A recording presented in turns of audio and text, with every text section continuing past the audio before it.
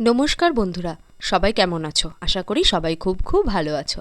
উজ্জয়িনী মহাকালেশ্বরের আরেকটি পর্বে তোমাদেরকে স্বাগত জানাই। পূর্ববর্তী ভিডিওতে আমি কিছু ইনফরমেশন তোমাদের দেওয়ার চেষ্টা করেছি। এই ভিডিওর মাধ্যমেও তোমাদের আরও কিছু ইনফরমেশন আমি দেব, তাই ভিডিওটি স্কিপ না করে পুরো ভিডিওটি দেখো।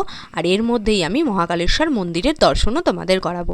এই হচ্ছে মহাকালেশ্বর মন্দির। সামনে যে বড় গেটটি রয়েছে, এই গেটটি দিয়েই মহাকালেশ্বরের গর্ভগৃহে প্রবেশ করতে হয়। আর তোমরা একটা দিন সময় রাখবে শুধুমাত্র এই মহাকালেশ্বরের মন্দির ঘুরে দেখার জন্য। আর এই সামনেই রয়েছে একান্ন শক্তিপীঠের একটি পীঠ, সেটিও ভিডিওতে তোমরা অবশ্যই দেখেছো।